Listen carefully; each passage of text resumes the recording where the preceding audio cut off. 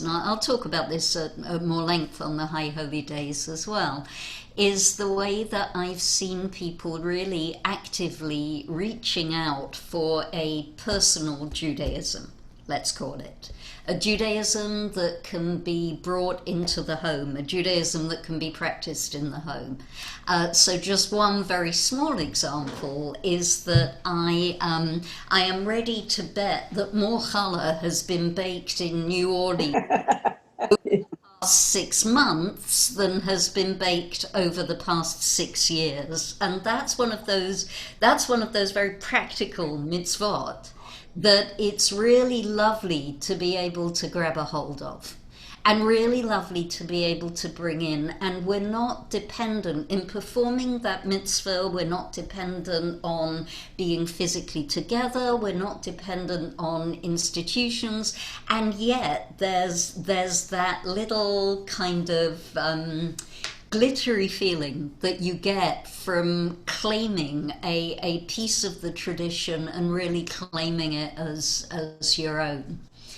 And as we go into Rosh Hashanah, one of the things that's being discussed pretty widely is that obviously Rosh Hashanah traditionally in American Judaism is really all about shul and going to shul.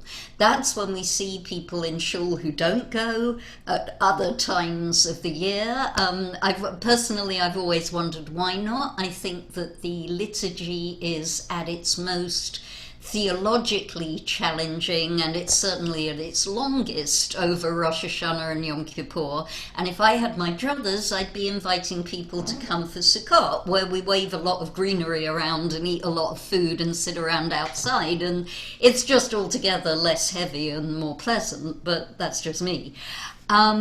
But this year, all of my colleagues, all of the shuls in the city, as you'll know, are dealing with, well, how do we do High Holy Days when, like, the top three most familiar things about the High Holy Days, coming to shul, chatting during the sermon, and breaking the fast in a big room with loads of people, are off the menu.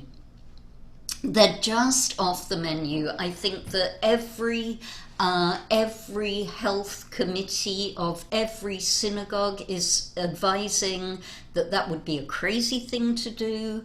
From the halachic point of view, as a conservative Jew, obviously I consult halakha. From the halachic point of view, we do not bring people into a place of danger, period. We do not bring people even into a place where there is a risk of danger. And in order to keep our places safe, it's not just about bang on a mask and show up. It's about the measuring and the distancing and the opening the windows so the air can circulate, and the fans and all of the things. So what do we do? What do we do to mark Rosh Hashanah when we might not be marking it in shul? Although I hope that people will be attending online services, and I do propose to make for my shul a little, like, 10-minute guidance video with some tips about how to make home feel more like shul. There are some very obvious things, by the way. If it's possible to feed your computer to your TV, or find a young person who knows how to feed your computer to your TV, it turns it into a very different kind of experience. But shul, as we know it, is essentially off the menu for these High Holy Days. So what are we supposed to do? And one of the things that's come up more and more for discussion is something called the Rosh Hashanah Seder. So I'm going to share my screen. Has anybody in the room come across this tradition before? I'm just interested to know. No, no. I've heard of it. Okay, Never- so I'm delighted then to be able to bring it to you. It's actually not part of my tradition either. I'm 100% Ashkenazi, except for the rogue French Huguenot strand that we didn't know about. And this is a Sephardi tradition. So I didn't grow up with this. This is really I heard about it very briefly when I was at rabbinical school, but this is the first year that I've been looking into it. So first of all, this is a Rosh Hashanah. We know about the idea of the Seder plate, and we know that implicit within the idea of the Passover Seder is this idea that you celebrate by way of symbolic food. Yeah. And we know also, by the way, that the thing about food is that when we eat it, it turns into us. So there's almost this kind of magic going on when we eat a symbolic food. You know, when we eat the matzah at the Seder, we're really talking about ingesting the hardness of the slavery. When we dip the parsley in the salt water, we're talking about making those tears part of ourselves. It's an exercise in physical empathy, if you wanna call it something like that. And it means that when we step away from the table, what we've taken inside ourselves becomes part of us. So these almost become kind of New Year resolutions or New Year promises in the secular sense.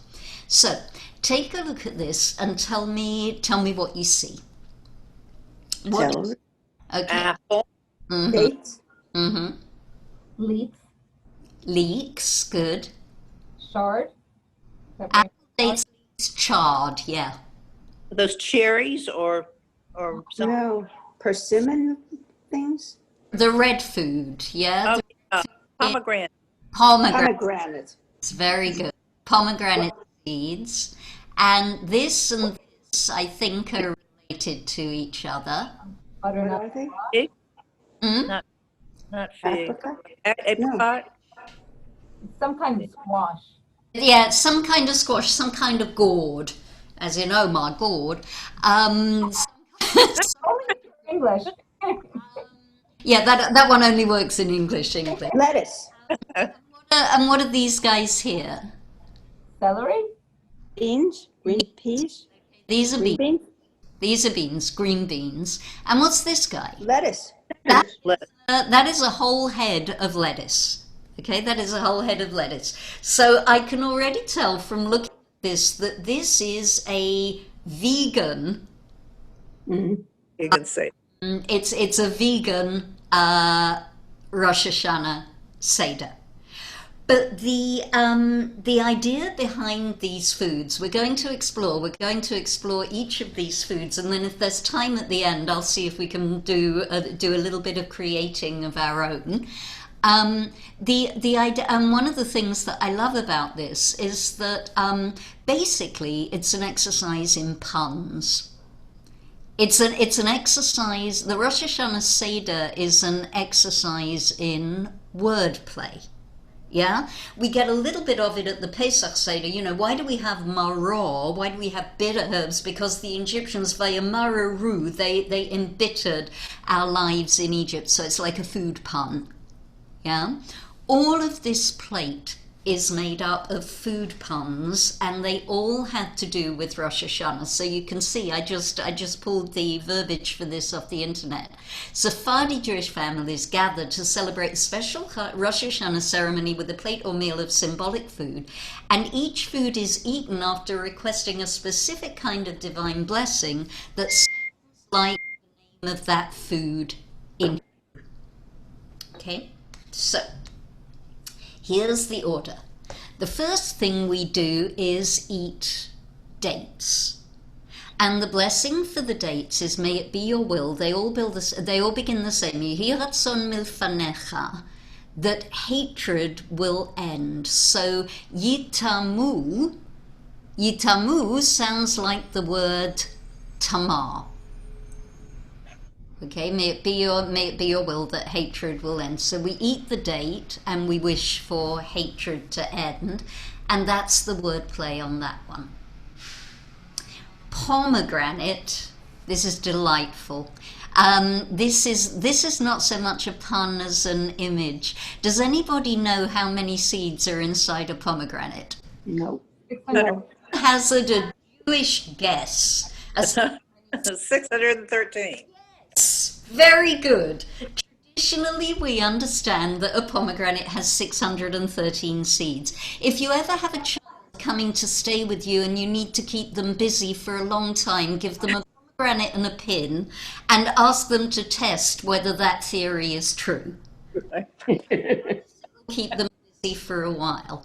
So we say before we eat the pomegranate, in the year that is coming, may we be as full of mitzvot as the pomegranate is full of seeds. Okay? This one we know. This one we know because this is the bracha that we say over apples as well. Yehi ratzon milfanecha shetachadesh aleinu shana tova umetuka. But what is the difference between what we normally do with an apple and what's being done with an apple here? It's a whole apple.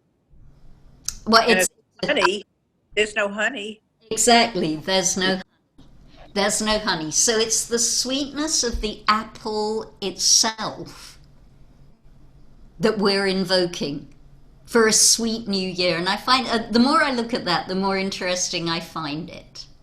Yeah, given that dates are very sweet and given that the original honey of the Bible is date honey and not bee honey. But there you are. These are the choices that are made. This one is cute. Green beans are called rubia. And I think that rubia might even be originally a Spanish word. And rubia sounds like the Hebrew word for multiplying. Yirbe, yirbu. You might hear people say if they hear about something that they like, ken yirbu, so may it continue. Or so may there be more of it. So before we eat the beans, we say Yehi ratzon milfanecha, that our merits increase. Sheyirbu zechutenu. Yeah. Why would it be important for our merits to increase at this particular time of year? Be killed. Why Should would- live a good long year to come. Yes. We should live a good long year to come. Exactly. And also traditionally, what do we believe happens between Rosh Hashanah and Yom Kippur? Sukkot.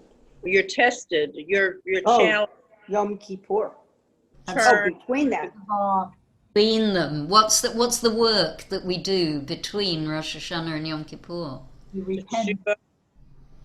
Yeah, you do teshuvah. We kind of take account of our year. And so what we're wishing here is that even from the very beginning of the year up to Yom Kippur, we're going to be meritorious. Yeah, that what we do that is good will outweigh what we do that is less good. Okay, and the symbol for that is the bean. Then we have pumpkin or gourd. Okay, these guys in Hebrew are called kra. And this is a double pun. So may it be your will, Yehi ratzon milfanecha, to tear away all evil decrees against us. That's the negative. Likroa, to tear up all the decrees. Yeah, as our merits are proclaimed, kruim, read out loud before you. Likroa. Or likro, actually. I'm going to change that. Oh. Crow. Yeah. So it's a double pun. Okay. Next one is who was it who said chard? That's what this is. It's beet or beet leaves. Yeah. And in Hebrew, a beet is called a selek. And selek sounds like the Hebrew word lehistalek. Yeah. And lehistalek is to retreat, or in Hebrew slang, pardon the non-rabbinic language. If you say to somebody, tistalek, it basically means piss off. So Yehi ratzon, that all our enemies should, as it were, retreat or piss off, and that we beat a path to freedom. Okay, so you start cool. Yeah. Before eating leeks or chives or scallions, I like leeks for this one. They're called karti. And karti, may it be your will, God, that our enemies be cut off. Yakaretu. Yeah. So it's another food pun. And then at the end, Rosh Hashanah means head of the year. So we need to eat something that symbolizes our wish to be a head and not a tail. Yehi ratzon milfanecha shenichiyeh larosh v'lo lezanav is the blessing. That we should be the head or not the tail. And traditionally, as you can see, families eat either a fish head, look how gorgeous, a fish head or a sheep's head. Really? This is the explanation for the head of lettuce. Yeah, that we eat if we're vegan or if we just can't stand the beady eyes of the fish looking at us from the plate. We eat the head of lettuce, or I really like this one, that we eat the heads off gummy fish. Go to Trader Joe's and we get the Swedish fish, the vegan Swedish fish from Trader Joe's because they're kosher, yeah. And then we can imagine, sort of passing them around, and we just lop the heads off them like we used to do when we were kids. And the traditional blessing is, may we be the head and not the tail. And you can see that on this, may our heads remain clear and focused on creating a better world for this year. All good so far? Yes.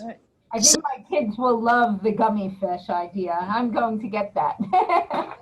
So that's the traditional one, but now I would like us to have some fun. I can actually work on this document, so we can put stuff into this document. And what I'm going to challenge us to do is to come up with, it's all very well that there are Hebrew puns.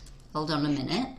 It's all very well that there are Hebrew puns, but can we make some brachot up in English, playing with the words of these foods or playing with the ideas of these foods that can be blessings for us in English?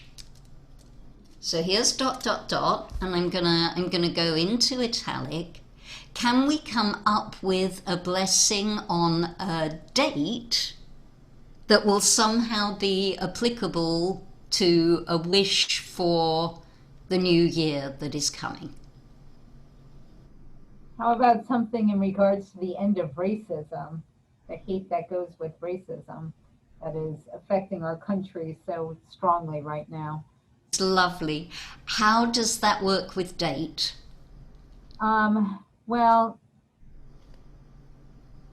so does Tamar Yutamu mean hatred? No, it means end. And finished, done with.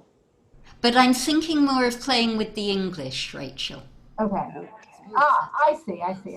With the English and not the Hebrew. So can we come up with a blessing that includes date or the concept of date for the year that is coming?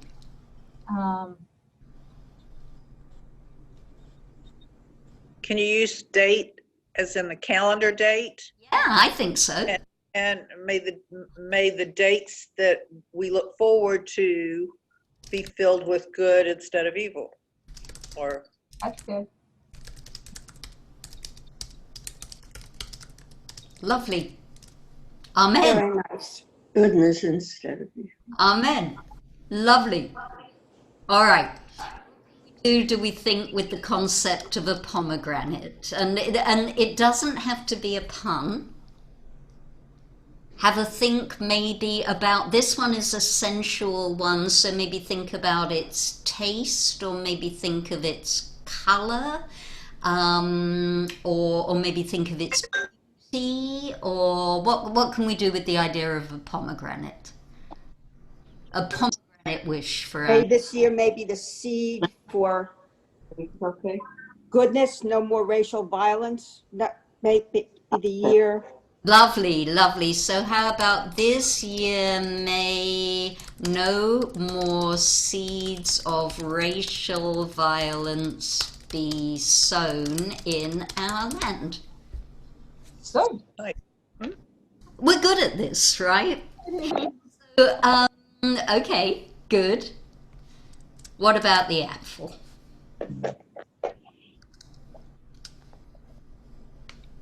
What can we do with apples? A sweetness and goodness bestow our new President of the United States in the year to come. uh, So it was not to be political with this. Okay, I take it back. we apply ourselves. Politics. But could we open it out and generalize it? Okay, so now we've come up with the metaphor of our leaders. So how do we want our leaders to be like apples in the year that is coming? Let's try it that way. How about maybe we apply ourselves to Oh. choose good leaders? To choose good leaders. To choose leaders of goodness and sweetness. Who stand for goodness and sweetness. Right.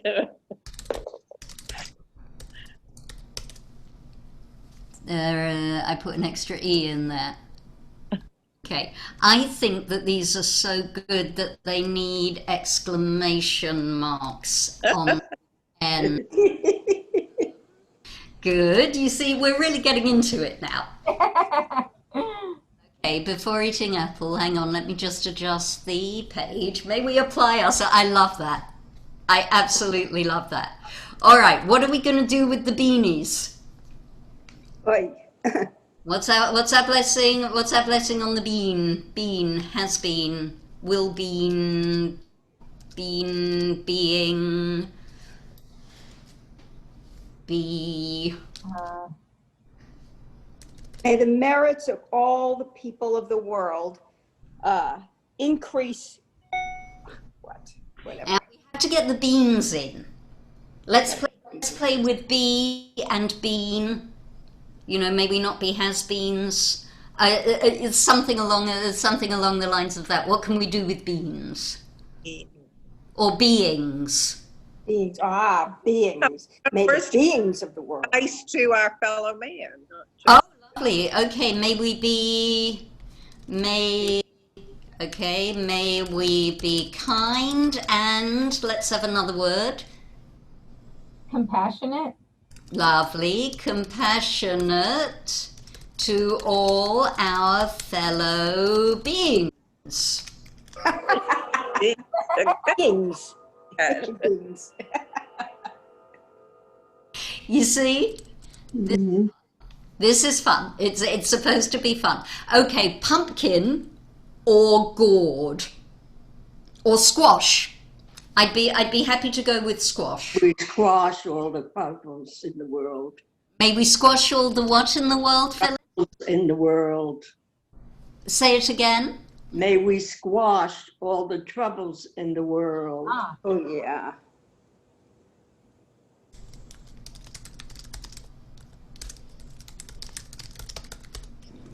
Lovely. Okay. Beets. Beet or spinach? Spinach is hard to do, isn't it? I didn't beat it. Yes. Beat. About beet. How do we beat? Or what will we beat? Let's listen to the beat Yes, of the we can. drum. Yes, we can beat the evil of the world, or we can. Oh God. We can do more than one here. Let us beat down the evil in the world and listen to the beat of, what do we want to listen to? Love. Yeah, Love. Yes. amen. Very good. All right. So, leeks. Well, this just makes me think of one of my favorite movie lines from, what was it? Something with a side of meatballs. Oh, There's a leak in the boat. All right, but I won't use that because that doesn't really go. how can we play with leek? we don't want, let's see, for, um,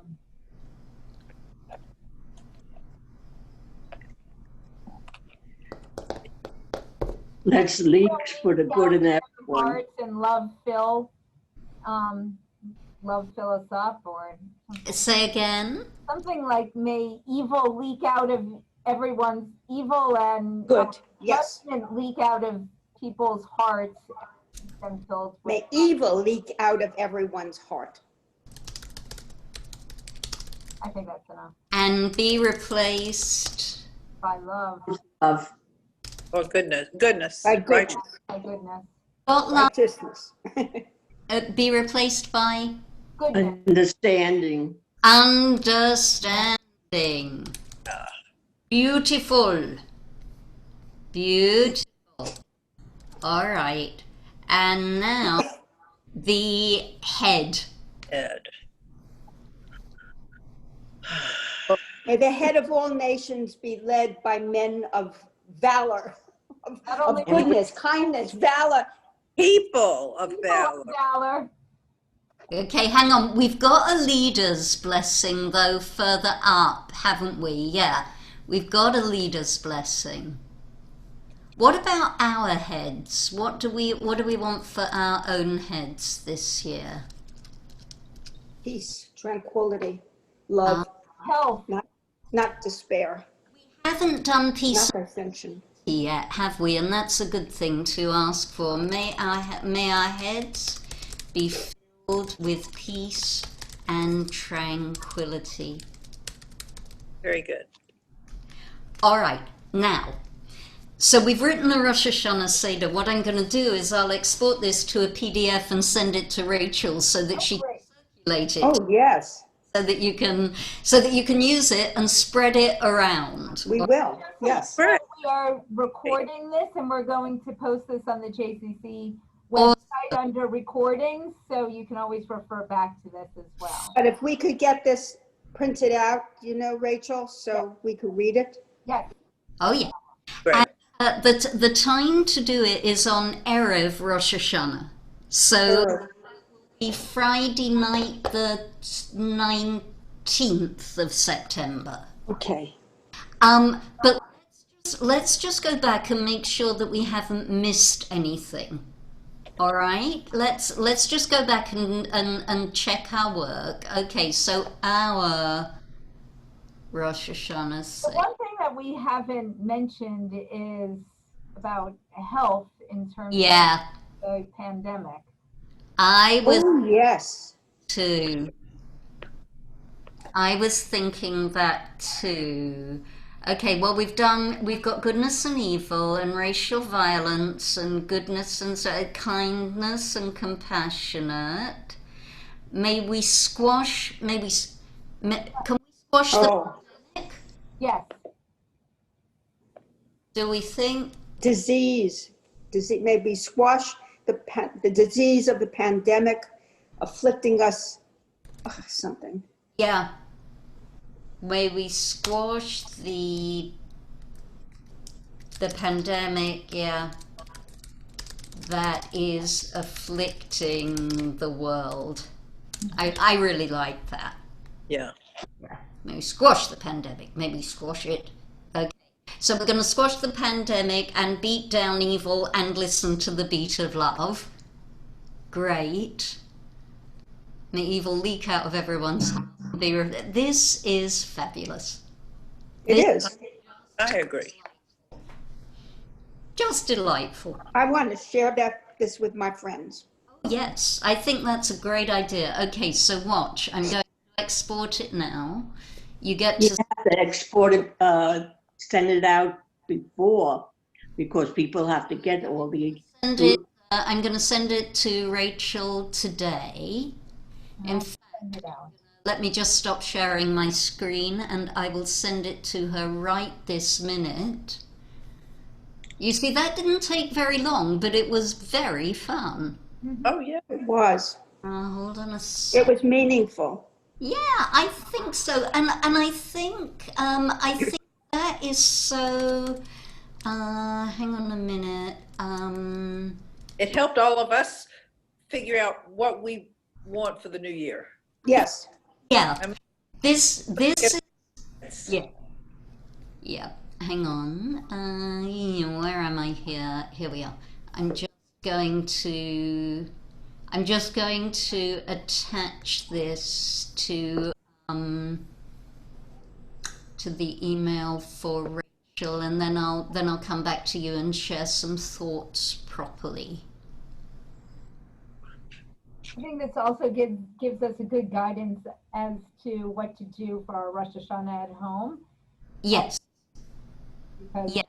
we're in charge of, especially Erev Rosh Hashanah. We'll be leading it for our own little families at home, and it just gives us some guidance as to what to do that evening to make it meaningful. And to make it special. Right.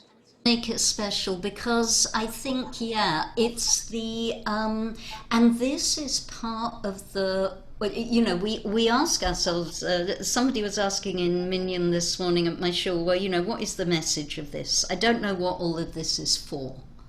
Yeah, what is the point? What is the bigger picture, given everything that we're going through? But there are things that are coming out of it, and I'll say, you know, going to rabbinical school for 5 years does not equip a person to answer a question like that. Very good. And the truth is, I think that all of us are struggling. All of us are being pushed up very hard against our own limits. All of us are having the way that we understand the world very, very deeply tested at the moment. But I do see these little green shoots coming out that haven't come out before. I see, for example, you know, hands up if you even knew what Zoom was 6 months ago. I certainly didn't, leave alone using it, leave alone it becoming a lifeline of community. I wish I'd invested in Zooms. I did hear of it 6 months ago. But I see that, and I see such inventiveness. Yeah, and if you look back over Jewish history, there's always been these times where it's been shaken free of itself. When Tisha B'Av came around this year, I spoke a lot about what it must have been like for the rabbis of that generation. You know, there they were, there was Jerusalem burning in ruins behind them. They didn't have a land, they didn't have a temple, they didn't have a sacrificial cult anymore, they didn't have a way to pray. And they walked away from that and they invented forms of Judaism that we're still practicing today. I feel in a way that we're being called upon to be that successful and that inventive. And as I look around, I'm seeing all around me that people are really stepping up. So let me give you an example. If you were a rabbi, what would you do about Simchat Torah this year? What do we normally do on Simchat Torah? You walk around with the Torah, and everybody passes it around to everybody else. You know, It touches. I think we used to put an apple on the top of the Torah. That's right. And there were flags as well. Yeah. But the whole thing of Simchat Torah, the whole kunst of Simchat Torah is that the Torah gets passed around, right? and everybody's touching everything. You know. So everybody touches. It's the same, by the way, with the lulav and the etrog on Pesach. It's actually a meritorious thing to do, to put your lulav down and let somebody else take possession of it. Yeah. But, you know, do you do gloves? Do you do sanitizer? Do you do, you know, what do you do? What do you do about Simchat Torah? Well, you can't even, I mean, you can't really social distance. You can't stay 6 feet apart for that. So what I'm finding is that my people are doing all sorts of fantastically inventive things for Simchat Torah. I'll give you another example. What is the key mitzvah of Rosh Hashanah? What do we do on Rosh Hashanah that we don't do any other time in the Jewish year? Blow the shofar. Right. How does that play out in a pandemic? You do a video in another room. Allow me to tell you that blowing a shofar is one of the worst things that you could possibly do. Especially if you've got other people in the same room as you who you've not been quarantining with. So I can already predict that all around the great city of New Orleans, you're going to be seeing a lot of outside shofar blowing this year. We're going to go down, we're very lucky at Shir Chadash. I'm up here in Metairie, and the Lake Pontchartrain is half a block away. So what I've done for our service, everybody's doing it slightly differently, but we're all doing basically the same thing. What I've done for our service is we're not going to blow the shofar in shul at all. We're only going to have a few people in shul anyway, it's like the Hunger Games. They're volunteering as tribute to and expose themselves to a higher level of risk so that everybody can pray online.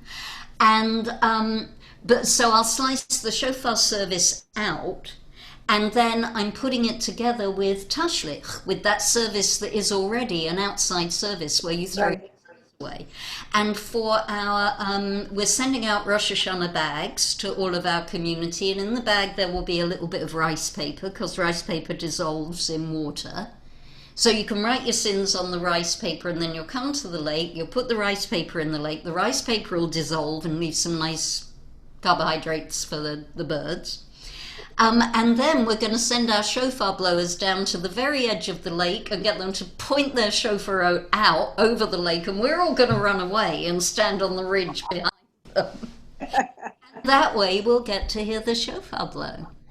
And there is something so invigorating about being challenged in this way. And what we just did is another example. Yeah, it's another case of, okay, so we can't sit in shul for 5 hours. I mean, I personally think that the truth is not everybody really loved sitting in shul for 5 hours anyway. Yeah, I mean, we'll be very nostalgic for it and all, but I'm not sure everybody loved it. But by doing the exercise that we just did, and by opening ourselves up to creatively working with the situation we've got and what we've got, then other possibilities begin to emerge, and because they're new, they're dynamic. They're new and exciting. They haven't got, oh, we did that last year, or oh, we've been doing that for 10 years. Yeah. Fast forward this 10 years down the line, and we're going to have to think up something else to do on Erev Rosh Hashanah, because everybody will be like, oh, that old thing. Preferably not because of a pandemic. Not because of the pandemic. And I think that's the final thing that I would say, Marilyn. There are things that are coming out at the moment that I hope that Judaism is going to keep. Because the quality of what's coming out is just so exciting. Yeah, there are some things that we can't replace. It kills me that we can't sing together.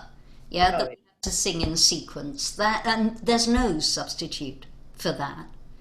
But on the other hand, that doesn't mean that there's nothing that we can do. So I really, really hope that Rachel will circulate this. Please go ahead and use it. Spread it around. And I would say also be as inventive as you like with it. Just because this is what we produced this morning, if you suddenly have a splendid afterthought about the beats, do that. Yeah, put that in.